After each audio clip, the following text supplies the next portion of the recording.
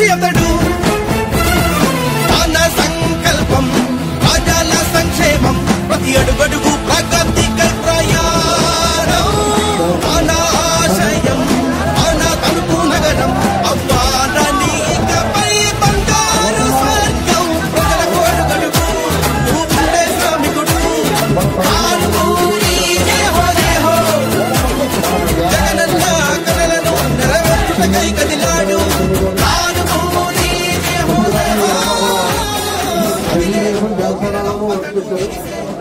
తెలుగుదేశం జనసేనలో ఉన్నవాళ్ళు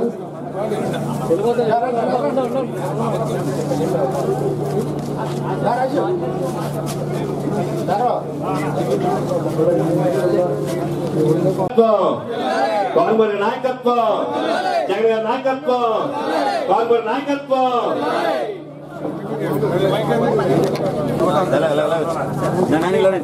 వైఎస్ఆర్ గారు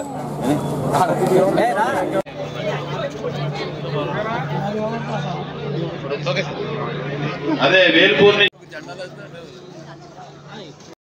అత్తిలి మండలం తప్పించి ఇరగవరం మండలం అయితే తణుకు మండలం అయితే టౌన్ అయితే ఇది కొద్దిగానే శాంపిల్. ఇది ఈ రోజున దగ్గర దగ్గర 500 కుటుంబాలు వైఎస్ఆర్సీపీలో తెలుగుదేశం జనసేన పార్టీల నుంచి జాయిన్ అవడం జరిగింది. వీళ్ళందరూ కూడా జగన్మోహన్ రెడ్డి గారు చేసే పథకాలను మేము పొందుతున్నాం. జగన్మోహన్ రెడ్డి గారు మాకు అన్ని కూడా అందిస్తున్నారు. వాలంటరీ ద్వారా మా ఇంటికి అన్ని కూడా డైరెక్ట్ వస్తున్నాయి. ఇన్ని మంచి పనులు చేసే జగన్మోహన్ రెడ్డి గారికి మేము తోడుగా అండగా ఉండాలి. మళ్లీ ఆయనే రావాలి, ఆయనే కావాలి.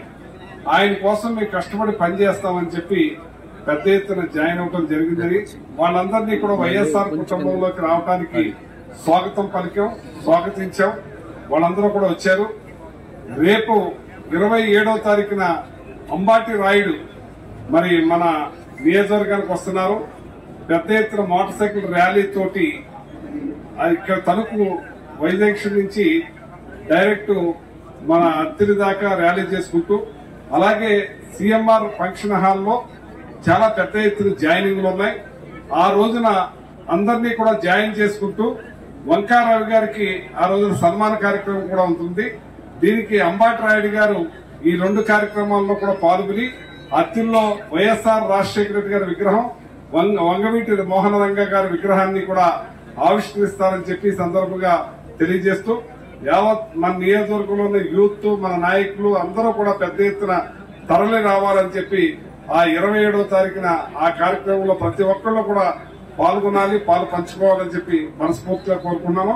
ఈ రోజు జాయిన్ అయిన 500 కుటుంబాలకి కూడా స్వాగతం పలుకుతూ వాళ్లతో కలిసి మన నియోజకవర్గంలో అన్ని గ్రామాలను కూడా మరి పెద్ద ఎత్తున పర్యటించి మరి నేను పాదయాత్ర కూడా 27 నుంచి స్టార్ట్ చేస్తున్నాను. అత్తిలి నుంచే నేను పాదయాత్ర చేస్తున్నాను.